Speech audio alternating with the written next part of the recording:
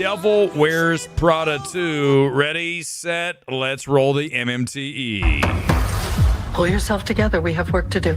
And by we, I mean you. I am the new features editor at Runway. Oh-dee-da, Andy. I'm here to restore your credibility. Why don't you take the train, dear? Yo. We need to tell Miranda. I think he's a little bit sick. Miranda? Hey, Miranda! You should get that looked at. The injury or condition or whatever that causes you to trudge. The Devil Wears Prada 2. Okay, let's do it. Let's talk about Meryl Streep, because obviously I mentioned that when we went into the quick little teaser there. I'll watch her in anything, right? You're talking about one of the greatest actresses of all time. So no matter what the material is, at least you're locked in on one aspect of the film in Meryl Streep. You know, let's talk just briefly about Anne Hathaway. And not so much as an actress, but let's talk about her character. So when I watched the original film the other night, I never saw it. So I'm watching it, and, you know, one of the big central pieces of the puzzle is that her character is frumpy and apparently chubby. What? Like, what are we doing? It reminds me when we go back and you look at Send Help. What did I say about that film? Rachel McAdams, too hot to be the cat girl, the homely woman at home with nobody that cares about her because she's so frumpy. You know, look at Anne Hathaway. I'm sorry, chubby? She's rail thin. She was rail thin in the first one. And in this film, we get her reintroduced, right? The two of them. And, of course, Streep's character is like, who are you? You know, going in line with how she operates. And she's like, I'm the chubby assistant. I'm like, what? What are we doing? Like, who bought that the first time around? And we're still leaning into that? Just forget about it. Pretend it didn't happen, because it's the most stupid shit I ever saw when I was watching that. Stanley Tucci, who I like, he's here again. Obviously, they all come back. Big paycheck for them. And you look at his character in the original, and he's like, you know, you're a size 6. You're not going to fit into a 4 or 2. Like, Anne Hathaway's like a size 0. What are we talking? This is why women had eating disorders back in the day. Because when they went to see Devil Wears Prada, they were told that Anne Hathaway was morbidly obese. This is the issue. What are we doing? And here again, we have to trudge that back up, and it's just laughable. This is easy drinking cinema. Right? You're going to go in. You're not going to be challenged. You're going to have a marginal time. You know, again, mileage is going to vary. If you like the first and you like the characters and you want to just get away for roughly 2 hours, a little long here, you'll be fine. I wasn't like, get me out of the theater like I was during Lee Cronin's The Mummy, where I actively wanted to gouge my eyeballs out. None of that. But, you know, I also was like, let me just have a little quick look at my phone to see how much longer we have. Because, listen, none of the jokes really land here. I think they thud, right? Thuddy jokes. Just stuff at the end of a scene that's supposed to, you know, carry it to the next. It just kind of just goes... Every scene just ends with kind of like a thud. You know, it should keep flowing and you should laugh and go to the... No, none of that. I mean, I will say at least the film is constantly moving. I feel like this film, every scene is just characters walking from one place to another into another scene. It's just constant movement. No one's ever sitting still.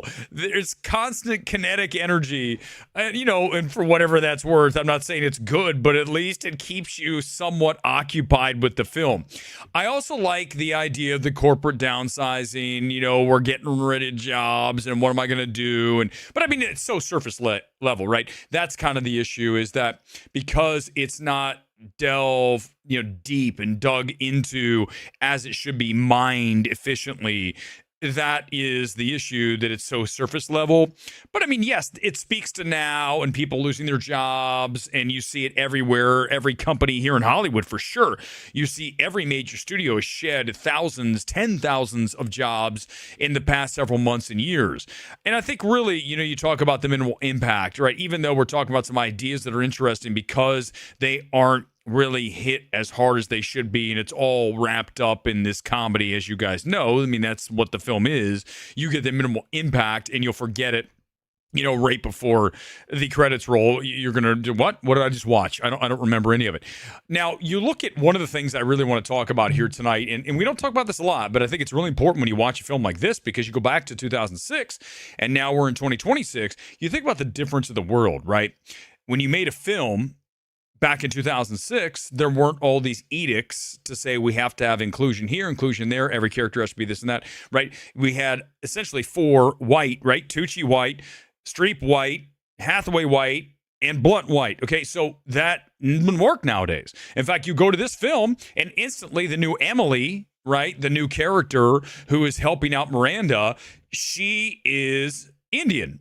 And then the other assistant is a heavyset gay dude. And then we get to the corporate thing and we have one of every, listen, again, I'm not saying that's problematic. I'm saying it is so forced now, right? The inclusion is so wedged in.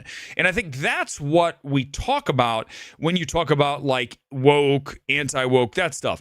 It's not about it being there. It's about like, now we're going to overcorrect and we're going to make sure that there's so much that you can't miss it. And that becomes a problem, because then you start to go, okay, here you go. Let me guess the next character. And there it is. It's here comes whatever we've missed so far in the box checking. That's the issue. Okay. I don't talk about that often, but I definitely notice it in a film like Devil Wears Prada 2. You can't help but see it. It is all over the place here, and it just becomes laughable. That's one of the more funny parts of the film, is just how many more characters can be brought in to get that diversity overload to the max level. And I think all in all, listen, again, I went to the movies, I watched a film, and I came out and I want to forget all about it, because it's not going to have any impact on your life. 80% for me, because it didn't wear me thin to the point where I wanted to just actively get up and leave. But if you like the film, if you like these characters, you want to get away and just kind of check your brain at the door and just go in, fine. You're going to like it maybe a little bit more. It's not an abomination. There's nothing here that's like, my God, I would completely have to deconstruct everything. I mean, you just go back to Anne Hathaway in the original one. I think that's miscast. You talk about Rachel McAdams in Send Help, same thing. It's not about them not being able to handle the role. It's miscast from a physical aspect. From a physical perspective, this person does not fit who you need in that role when you're talking about someone being chubby. What? Again, you're setting women up to have major eating disorders when Anne Hathaway is chubby and frumpy and it's like she's rail thin. These things are ridiculous, and this needs to be pointed out. And I just don't know how that passed in 2006. If I was in that room afterwards, I'd be like, what? You got to change the joke. Just make it about how she dresses. Don't say anything about her weight, because that's stupid. Like, that just looks ridiculous. You're not fooling anybody. You're making yourself look dumb. But I mean, again, we have it here. It just, I don't know why they do that stuff. Again, if you're going to call it out, it better be obvious, right? If she is overweight, then fine. Listen, so be it. But she needs to look that way. You cannot, again, back to Rachel McAdams in Send Help. Oh my God, who wants to be on an island with Rachel McAdams and she struts around in a bikini? Like, what? At least have her wear like something unflattering, right? Not a bikini. Because Rachel McAdams' bikini is putting most women to shame in a bikini. So again, miscast. Anne Hathaway, miscast. And Hathaway, listen, you go back, you look at Mother Mary, you look at this, I don't get much out of her. I mean, I don't think she's like the worst actress in the world, but I just don't get mileage, right? You just watch her and you just, again, kind of like this film, forget all about Anne Hathaway. And that's her legacy, right? The forgettable actress. She went away for so long, you kind of forgot her, and then she's back and you still forget her. Let's check. I'll get to some comments here in a minute. Let's check we haven't done a projector in a while because we haven't done a box office preview show. I did say Michael at 75 million. I was off. I mean, we got close to 197, but I took 75 and that was higher than anybody else. Here, listen, this film is going to do really well with obviously groups of women. You go back and you look at Sex and the City. Those movies just went nuts because you had these packs of women going to see them. It Ends With Us, same kind of thing. You get a pop because you just don't know how these hordes of ladies are going to attend, how many, the numbers are going to be big. And also the older audience that remembers this from 06, 20 years later, it's going to be heavy on the female demographic, obviously. having the gay demographic, and then older, right? And I think all those things can combine here, as we just saw with Michael, to put up a number that I think is going to be pretty impressive this weekend. Let's look and check and see sales here tonight, and then I'll give you my number. AMC Dolby here in Burbank. I was at the mall because sometimes I like going to the mall. This movie does not need to be seen. Let's just be real. There's no reason to see Devil Wears Prada in Dolby unless you want to hear the song we played off the top by Gaga. Fine, but there's no reason. You know, you talk about Michael. Yes, PLF, IMAX, the Dolby, the Prime. A movie like Devil Wears Prada is perfectly fine in a regular screen at the mall, which is where I saw it. And what I like about the 8 at the mall is it has recliners. It's chill. It's an older crowd. I don't have to deal with the film Twitter weirdos as much. You know, don't get me started on the film Twitter weirdos. I just don't, you know, when I see some of them, I just kind of go, ugh. You know what I mean? It's like I talk about when I walk into a critic screening, you just go, ugh. I just don't want to be around that. I mean, hey, it's my prerogative, okay? They may not want to be around me. So be it. Don't care. But I'm just saying, I'm just being honest and forthright with you. That's what I do. It's all I've done this entire stream. It's all I ever do here in MMT. By the way, can I just say something? I didn't even mention this tonight, and someone better come in and say this. Do you see what's above right next to... Now, listen, here's the thing. I'm going to let you guys know something right now. In a minute, I'm going to get rid of what you see in the middle of the screen. AMC A-List, I am giving them a free ad tonight. AMC, if you want to be featured here on MMT, and who wouldn't, I created it right there so you can see. This is kind of like a proof to give you a shot. But as of right now, that's enough free advertising for you, even though I love your product. It's amazing. AMC A-List is my favorite thing ever because it's the best deal. You cannot beat it. It's time to say goodbye to it, and I've got to get rid of AMC A-List. Wait, that's the whole thing. Hold on. There it goes. Goodbye. Look, AMC on, AMC off. Goodbye. Your free advertising's done. All right, so you can see here, well, look at that. Weber just went on an aside for like a minute. What a surprise. Look at the Dolby. It's slammed. I mean, this is 9:30. Of course, it is Burbank, but again, looking good. 7:30. You can still get a ticket? Wow. They're still in previews. And look at that. Pretty much sold out. Let's go and look at Screen X. That's not a big fan of Screen X. I walked in, I was really underwhelmed. Everyone's in the middle because that's, you get obviously the stuff on the side, right? There's no reason to see. Let's just be square. Let's make sure this is absolutely said. Devil Wears Prada 2 does not need to be seen in Screen fucking X. What? That's the dumbest thing I ever heard. Like, let's go see a basic film that could be on a TV near you. Let's go watch it so that we can make sure that we're getting the extra added side. What the fuck, dude? This is unbelievable. Listen, here's what I'll start doing now. For every review, I'm going to say PLF. I don't have time to make the graphic. Every review from now on, I'm going to say PLF, yes or no. Premium large format, IMAX, Dolby, Screen X, yes or no. Thumbs up or thumbs down. Devil Wears Prada, thumbs down. No way in hell do you pay more money to see this film. Sorry, Disney. By the way, Disney hates me right now because I just trashed The Mandalorian. That thing looks like a TV show. Did you see that shit? My God, the aesthetic. It looks like ass. That's my tweet. I said, this aesthetic looks like ass. That's a film that needs to be seen on a basic screen, too. Looks like television. I'm going to give this thing 90 million this weekend. Listen, man, if we hit 90, look where we are. And we're not even into summer. We are at the end of April, right? We're not even in May. And if we're doing 90, back-to-back 90-plus million weekends, some people have this at 95, 100. Again, with the female demographic groups, hard to guess. I'm going to put it at least 90. It seems like that's what most people want to say. I mean, good crowd for the 3 o'clock today. Again, not my kind of film. You know, I'm not excited to see this. Some of you might be. It's fine, but at least I'm honest, right? You don't see me on here like a Zach Pope going, oh, I'm so excited to see Devil Wears Prada 2. It's so awesome. It's great to see Miranda. Fuck me. No. You know what I like to watch. It's not this. But it's fine. Again, I understand. Again, the review was, what's it trying to be? And did it accomplish that? Yes. So there we go. That's why we have an 80% on. It's fine. I think it's totally fine. Let's get some comments, and then we will, roll on to I want to watch, someone wanted me to watch the trailer for Zach Krager's Resident Evil. Listen, guys, I honestly do not watch these things before I watch it here. It's the first time. Virginal experience. When I hit play on that trailer, which dropped 12 hours ago, it'll be the first time because I don't want to even think before about what I'm watching. I want to just go now. That's why I like doing this live, man. listen, I wouldn't even do this stream if it weren't a stream, if that makes sense. If I had to do this and record it, I would just say forget it. I mean, you look at even those things I do after the movie's over. By the way, some love for the mullet. I mean, dudes, it is so bushy in the back. It's going to be, we're getting there. We are going for Brian Bosworth, okay? Right? Thank you. Throwback. We're getting there. But if I had to record this shit and tape, edit, no. When it's over, it's over. It's done. It's over. And this is the way I like it. But look at those things when I go outside the movie. I swear to God, one take. That's it. We're good. Good enough. Let's get out of here. I mean, let's post it. I think it's not smart to labor on this stuff. Just move on. If it's good, it's good. If it's bad, bad. Who cares? It's your thing. And the more you labor on it, the more you're not going to like it. And I think that's kind of the key. Just, little advice. Michael's doing bank. It is. Wow, man, it is. Let me check the numbers here latest, because I have not even looked. Just quickly on that, because I have not been keeping up during the week, because I told you guys, Lionsgate, bunch of bastards. Okay.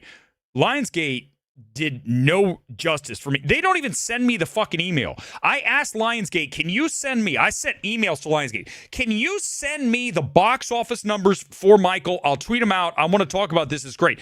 Instead, nothing. Hey, Lionsgate, I know I've told you many times before, you have a bunch of fucking retards running the play. Oh my God, my bad. Idiots. Oh God. Here's the deal. I mean, it is technically, people say it now. Here's the deal. I don't need to. I'm not getting into that. But here's what I'm going to tell you. Lionsgate, I offered you free publicity and you didn't take it. Okay? You know what you did? You said, I'm not going to send you the stuff. So guess what? I don't even want to talk about it. You see, I am there for you if you want me to be. If you're going to give me the ammo, I'm going to use it. But if you're not going to help me, then I don't even want to talk about your movie.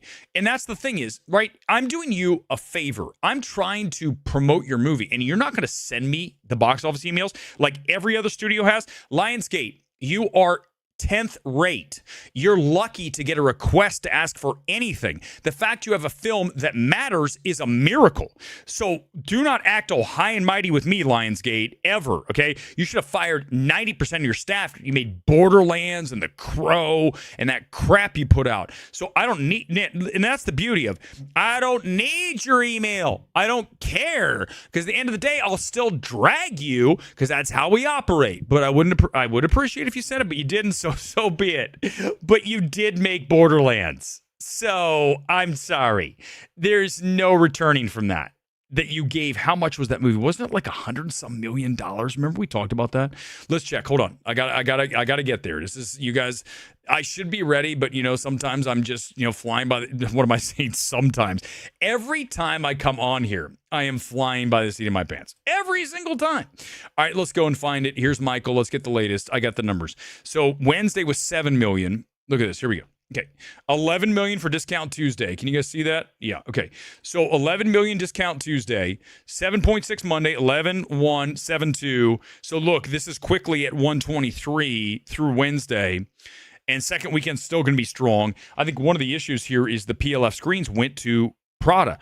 Why? Why does Devil Wears Prada have any PLF? This film needs to be seen on a regular screen. It can be seen at like a tiny little, the smallest screen in the place. It's going to play the same. There's no reason for Devil Wears Prada 2 to be on Dolby, IMAX, Prime, Screen X, none of that. It should all still be on Michael, because the second week is going to be strong. And here's the thing. Lionsgate, if you actually would have brought me on board to fix your shit, I would have taken care of that. I would have talked to AMC Regal and said, you don't want to give Prada to IMAX. You need to make Michael on IMAX and keep that for 2 weeks. IMAX, I think, controls a lot of that. I'll handle that. Like, I understand what films should be in IMAX and what films should not be in IMAX. I don't care if Disney, Fox, comes to me and says, we want IMAX. I'm going to say, Devil Wears Prada 2 is not an IMAX film. Now get out of my face. Hit the road. I mean, this is how we do it. You have to do it that way. It's unbelievable. Listen, I don't care. Hokum looks lame. Hokum looks really lame. But yeah, Michael's killing it. It's going to do another really big number this weekend. Okay. Lionsgate, listen, Omega, I will drag a lot. Listen, that's the thing is, I'm sure, I'm not going to lie to you. I am certain, because there are studios who watch. I know that. I get DMs all the time. Trust me, I know. But here's the deal. When you savagely attack these studios the way I do, I understand that they're like, oh, that guy. But so what? I don't care. I'll do what I need to do. I don't need anything from you, Lionsgate, not a single fucking thing. So don't worry. I'm not losing sleep over the fact you didn't send me your box office emails for Michael. I'll get through it. I'll somehow be able to manage to continue to exist for another day or two. Unbelievable. But these studios, honestly, the majority of people in the space, right? They all are about access. Am I going to get invited to this? I don't care. I don't want to go to your shit. I want to go see the movie down the street on my time so I don't have to see the critics because the critics give me the ick. When I go into the critics, I get stank on me. I do not want critics stank on me. It's not good for me. I have cred. I have some actual, as the kids say, aura. These critics have no aura. Okay, I don't want my aura usurped by these motherfuckers who I go into the movie and the critics somehow manage to mine some of my aura. I don't want any part of that. Critics, you don't have any, you're not getting any of mine. It's never happening. This is why I don't want to be in the same place as these critics because they have zero aura. They have negative aura. They are aura-sucking sons of bitches. That's exactly who these people... I swear to you sometimes, I hope you guys understand this. This is a live stand-up routine. I'm not saying it's good. I'm just saying it's very much of that. Only usually they have a whole program, right? The stand-up knows where they're going. I don't even know. I had no idea I was going to say that these are aura-sucking bastards. This is very unusual. I was not expecting to come up with that tonight. These things just come out. They are just imminently imminent. And that's just the way it goes. But you understand what I'm saying. Imagine walking into it. So I walk in, because listen, man, I've got the mullet. I've got the kit. I've got the player fit. I've got, guns. When I walk in, you know what I'm saying. When I walk in, I've got the aura. I've got more than the entire audience has. When I walk in, I don't want any of it absolutely trampled on. I don't need even just the tiniest little portion, the potion of aura that I would lose from walking into a critic screening again. I can't do it. I can't risk that. Do you understand that, guys? I don't want to risk that when I have 3 strands of rap guy there begging for a shred of aura. I'm not giving it to him. You have 3 strands of hair. You piece it together along with the rest of your hair. Not my problem. This is 100% a comedy routine. Okay, let's watch Resident Evil. That's enough of that. Oh my God, out of nowhere. Okay, get ready. Here it comes. This is going to be fun. I have not seen this. I'm letting you guys know I have not. First of all, if I say I didn't do something, it didn't happen. If I say it happened, it happened. It's that simple. I don't know how else to tell you any other way. Here it comes. I will stop as needed. I'll try not to stop that much, but I need to just, as I see fit, I need to hit pause. This is Zach Krager's Resident Evil. He's been given the green light to do whatever he wants with this video game. Let's hope someone finally gets it right. Here is the trailer on MMT.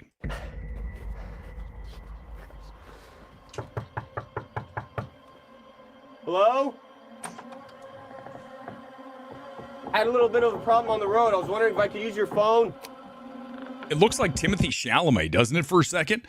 Almost the way it's shot and the way there's is that Chalamet? No way it is. Is it? I don't know. I don't think. No way. He wouldn't be in this. Hello? No. It's a doppelganger. Can I stop just real quickly, just on Zach Krager?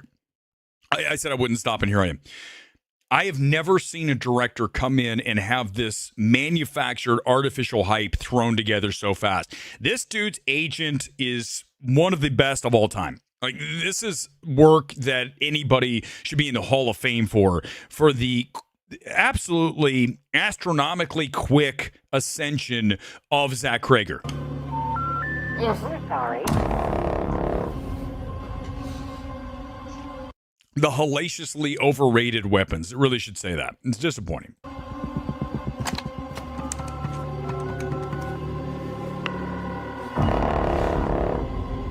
I like Barbarian more, but again, I'm not like through the roof on it. I told you guys it is such a rip of Don't Breathe. Don't make me get into that again tonight.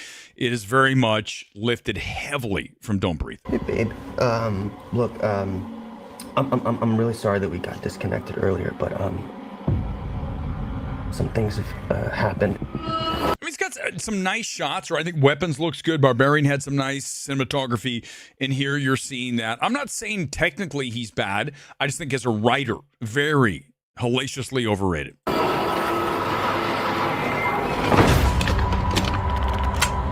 I'm in like a seriously fucked up situation right now. Oh, I've seen that guy before. He is kind of like an uglier version of Timothée Chalamet, right? He's kind of like the 3 strands of hair rap version of me. Oh, And it looks like there's a chance that we might not get to talk to each other again. Oh, hey, it's Dune, right? Did this all of a sudden become Dune?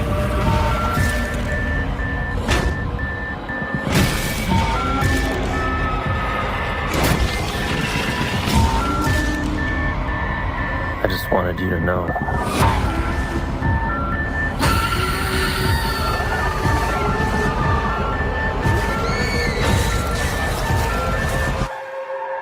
I love you. Is there one more jump scare? Hold on. One more? No, okay. September 18th. Look at this is working that release date that we had with Barbarians and Weapons. Very similar, like late summer, early fall. That's Krager's window. And listen, now that Krager is the brand that he is, whether I think he deserves it or not, you have studios like a Sony saying, do what you fucking want. And that's where he is now. He can pretty much call any shot he wants. And because of that publicity, because of that ungodly hype, you have studios that will do anything for this guy. How much do you want? Do you want talk about complete and utter control of a film? Director's cut, everything you want, Zach Krager, you get. And, listen, I can't argue that from a numbers perspective, his films are very financially, they've made money, especially Weapons. When you look at it, you understand that part of it. He is a name, whether I think it's overrated or not. You guys know who he is. I know who he is. It's a name, okay? And in this world now, it's really about hype. So much of this world is about just manufactured bullshit hype. I talk about all the time how often I'll watch someone who does a stream, who does whatever, and I finally get around to watching what they actually do, and I'm so unimpressed. But the hype is so strong that you're like, how is this even, they're not the same, they're not comparable. How did this end up being hyped so much when the actual value is so much lower? And that's that Krager, and that's our world. We talk about it on so many levels, so many things. Everything pretty much underwhelms. We talk about a lot of these early reactions. They come out and say this film's a masterpiece, and then you watch and you're like, what? Because again, we've allowed this out of control simping for the studios, and because of that, you get these expectations that are way too high, and that's what we're going to end up with as we continue. I mean, it's not going to change. It's not like Zach Krager's the first or last, but he sure does feel like the latest. And you talk about these directors who come out of nowhere, like the guy who did Oddity, who has that new film that we'll talk about on Sunday. I'll see Hokum. Oddity sucked. Oddity's not a good film. There's nothing at all remarkable about that film. Not the way it looks, not the way it's edited, not the way it's shot. Nothing. None of it is good. And yet I was told it's a masterpiece. This guy's a modern horror. What? I mean, that's the world, right? Because again, we've allowed all these voices into the space to say whatever they want with no credentials, no checking, right? In other words, what is their track record? What have they said before about this film, that film, this film, this film? That's what I'm looking for. If you've been able to prove yourself over a period of not 6 months, 6 years, how many films have you called and you've been really spot on about? For me, dude, there's no one better. No one. 900 plus batting average. Not even close. And if you aren't aligned with me on the majority of the stuff, I'm not saying everything, but the majority of stuff, I got news for you. That's not a me problem. That is a you problem. It's 100% a you problem. I'm not the problem. I'm seeing this shit. I'm calling it. I'm objective. I'm the best in the game. No one's even close. So if you don't see it the way I do, you need to get educated. You need to figure it out. I'm being honest with you guys. You know that's true. Nobody in the space is better at what I do when it comes to evaluation. Not one person, not even close. And if you bring up someone who we talked about like on Sunday, someone from the New York film critics, bunch of chin-stroking, pretentious bitches, no way. They have agendas. If you have an agenda, you're disqualified. You're out. Robert Daniels, out. Dude, you're gone. Bill Jabiri, gone. Alison Wilmore, gone. These people they're just eradicated by the fact that they have agendas and they are hard left. You cannot be hard left and be a critic and be taken seriously. You can't, because you're not going to be fair. So how can I even listen to what you have to say? And the thing is like I said, they didn't come after me. Go for it. I'll take you on any fucking day. You name the day, I will destroy you in a game of objectivity and calling things as they are without an agenda. You cannot even play. Like literally, you're not invited. You have no, it's embarrassing, and don't bother. You're wasting my fucking time. And I'm telling you, man, this space is full of people like that. It's not just, and these are the big names. The low names, dudes, watch enough people. If you don't see what I see, it's so obvious out there. There is a dearth of talent that you can't even, dude, trust me, watch. Go watch. And you come back and you'll be like, dearth. It's just literally, it's a sea of wasteland. It really is when it comes to talent in this space. It really is. 100%. I don't care if that sounds egotistical. I don't care if that sounds whatever. It's true. It's 100% true, and no one will ever come close to MMT. Let's get some comments. We're out here on this Sunday. Oh, sorry, Thursday. Look, this week's been crazy. I've just had a busy week, and then also I've got this weekend Hokum, which I'm not excited to see. And I wasn't excited to see Devil Wears Prada. Next big movie I want to see. Dudes, I don't even know. I got to look ahead to the schedule. Mortal Kombat, I never saw the first one. I got to watch that now. Fine, but it's not like I want to see that. Summertime's typically the stuff that's just the popcorn kind of forgettable shit. And I'm not into that. I'm into the Tars of the world. I'm into the films that, come out of nowhere, smaller films. I really want to see that new film with, the guy from Past Lives. He's the dad. I don't know if we watched that trailer. It's a really small indie. It looks really good. It looks like exactly what I want to watch. So I can't wait. I think it comes out here in LA, at least at Burbank, really soon. Let's get to as many comments as possible here on this Thursday. And then I'm going to jet, and I'll be back on Sunday with the box office show in the morning. And then again, one more time, guys, just so you know, remember, AMC, look, if you decide that you want to be part of MMT, and granted, I understand, here's the deal. I get this. When you come on and you want to be part of the show, you got to understand that you're going to get emails from people that go, this guy said this and that, especially from the other critics who fucking hate me because they suck, and I will bury them and they know it. Like I said, they have no aura. They have no talent. Imagine having no talent, no aura, and yet considering yourself to be so pretentious. That's these people. Like, what? How do you look in the mirror and think that you have any value as a critic? Like, I don't even understand it. Like, it just doesn't even register. How delusional are you? Are you psychotic? Because there's no other answer for what I'm looking at when I see some of these people. I'm like, how do you think that you have any value? I'm dead serious. How do you even think that? I know I do. Oh, I've been told I don't need to. I'm just telling you, I know. I'm fully aware. I'm very, very crucially, acutely aware of what I bring to the table. I'm very honest and very real about what I bring and what I don't bring. And I can tell you this, some of the things I bring, maybe not the best. And that's what I'm saying when I get back to the ad AMC. I added on there for the hell of it tonight because I wanted to show you what it looked like AMC. But at the end of the day, I get it. Not for everybody. I don't care. I threw up there because I like AMC A-List. I'll put another logo up for something I like every show because I don't care. It's my channel. I don't have to appease this, or this because I'm not here to do that. I'm here to do the stream I want to do, talk about the movies I like, and the movies I hate I want to destroy. It's that simple. Okay, comment time. Let's go. How much more straightforward can I be, guys? I can't be anymore. Got my ticket for Obsession in Dolby. Yeah, who saw that? It's Menzel. He thought it was okay.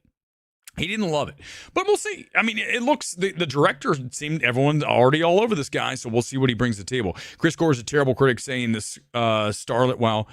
What'd he say? I don't know what he said, Omega. What's that say? Saying it's Starlet, wow. He said it was great. I don't know. Gore's drunk all the time. Gore's an alcoholic. Guys, he's 100%. This isn't a joke. This is true. Have him go on the stream and tell him what I just said about him to me. He can't. He can't. So what are you talking about? If you don't like what I have to say about you, don't be that thing. It's pretty straightforward. If you don't want to be called a guy who has 7 drinks, don't have a guy who has 7 drinks. This is not hard to figure out, right? That's it.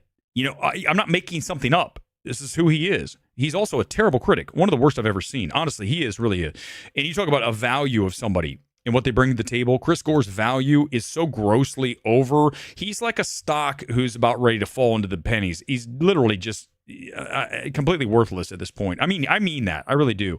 I don't know if I've ever met somebody who, in my time that I've known them, fallen further in my eyes than Chris Gore. That's the truth. And that's nothing about, I'm not saying, I don't want bad things to happen to him. I'm just telling you that for his value in the space, it's literally non-existent. It's not even something that I would even consider. It's just what it is. I mean, sorry. I'll say that whenever I want because it's true. And if he doesn't like what I just said about being a drunk, don't be a drunk.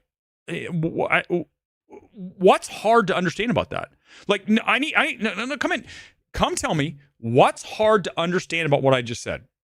There's nothing hard at all. I just said, if you don't want to be called a drunk, don't be a drunk. It's that simple, right? If I was a wife abuser, don't be a wife abuser. I'm not. Trust me, if I were, they'd all be on me right now. Look at Weber. He got this, he got that. They don't. Because I told you, I've lived a good life. I'm a good person.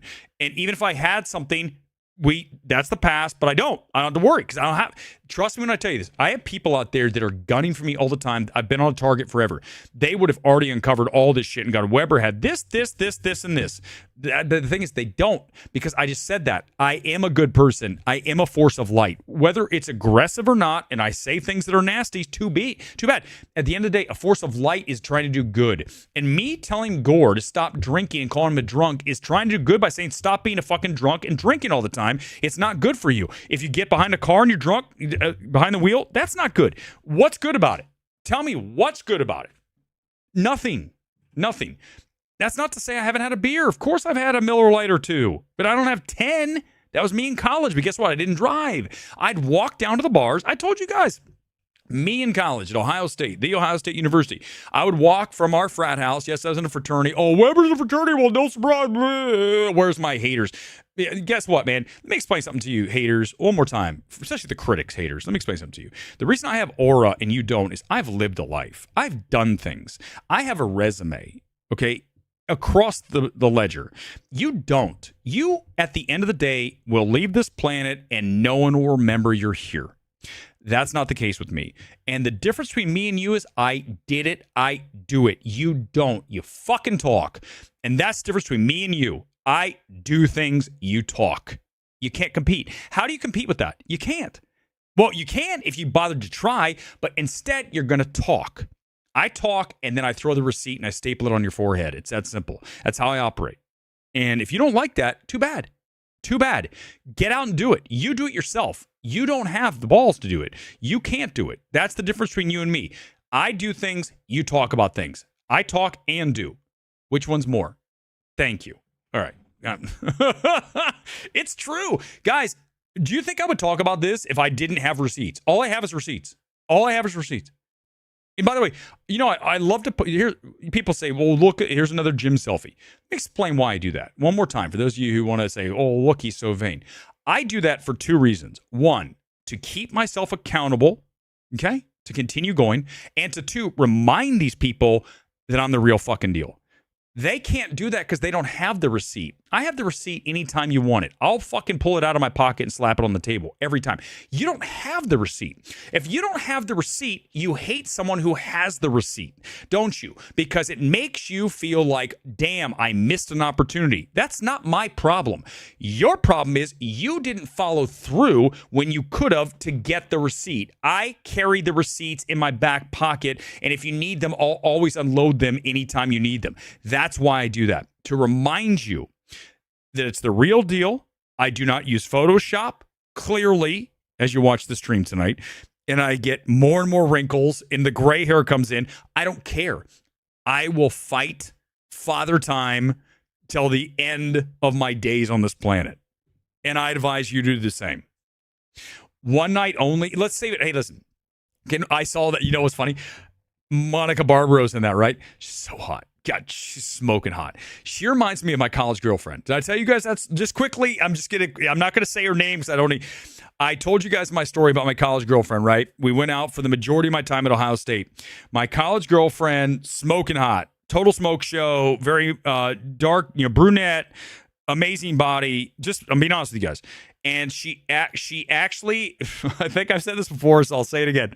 I'm not saying names. You guys can figure it out. She had such large breasts that she had a breast reduction, right? That's how big they were. And so, listen, I'm not saying that in relation. I'm saying when I look at Monica Barbaro, I think back to, she's very much a version of what my college girlfriend looked like. Because that's the thing is, listen, guys, like I said, I've lived a life. I've done things. These other critics haven't. And that's why when I walk in, they go, I can't compete with Wade. No, you can't. I mean, you just can't. So just step aside and just recognize that the man has entered the building. No, I don't even want to see these people. I don't want to see which one. My girlfriend Grace Randolph? I don't think so. A few more comments. Hold on, I want to play the song from tonight. I did like that song. I got to play it one more time, even though it'll probably get me demonetized and thrown off the platform. I don't give a shit. It's "Shape of a Woman" from Lady Gaga. You'll hear it if you go see Devil Wears Prada. More comments and we're out of here on this Sunday. 7 drinks. I mean, listen. He has a person. There never will be that person. And that's what, it's very unique. The skill set here, like I said, dude, you can't even, Odyssey was good, dude. Over, done. We're done. Odyssey was a slog, unimpressive on every level of filmmaking, not scary. Oh, look, we have a creature thing that looks like it's straight out of Jeepers Creepers, and we'll have it sit at the table like a wood. I mean, I don't want to get in, I try to stay away from that, except for 3 strands of hair wrap. Here's the deal. If I'm gonna say that stuff, and deep focus lens seems nice. I don't have a problem. She's not like a bad, like someone The reason I go after 3 strands of hair, the reason I go after a lot of these critics is they already came after me. You go back, you look at Robert Daniels. You go back and you look at any number of those film critics that are in New York. They've all come after me. That's why it's on. If you're gonna have what's his name? God, what's the guy who's in New York? I want to say Hoffman. I mean, look at that guy. Are you fucking kidding me? That guy, dudes, look at him. I mean, if you want to play that game, but here's the deal. You came after me. So once you do that, I'm going to open up all opportunities. You've gone DEFCON 4. We're going to go ahead and launch everything because I have the ammo. You don't. I mean, look at me, dude. I have the proof. I've got the receipts. You have none of those. So don't start a war with this dude. Don't do that. That's a huge mistake on your part. Because trust me, when people go to look, they'll be like, why is this guy saying shit? Not me, them. Why is... This guy needs to shut the fuck up. Look at this dude. Like, just stay in your corner, man. I mean, you've been there your whole life. We can tell. Sorry, man. It's true. I'm sorry. These streams always go here because I know they watch, and I want to make sure they understand that you haven't done the things I've done in my life. It's why I beat you every fucking day. And guess what I'll do tomorrow? I'll wake up and I'll do it again. Okay? That's what I do. And I'll continue to do it. MMT rules. Thanks for being here on this Thursday night. We're out of here. We'll see you back here for Hokum on Sunday night. We'll talk about Michael box office, even if Lionsgate won't bother sending us the receipts. Thanks, Lionsgate. Nice job greenlighting that piece of shit film, Borderlands.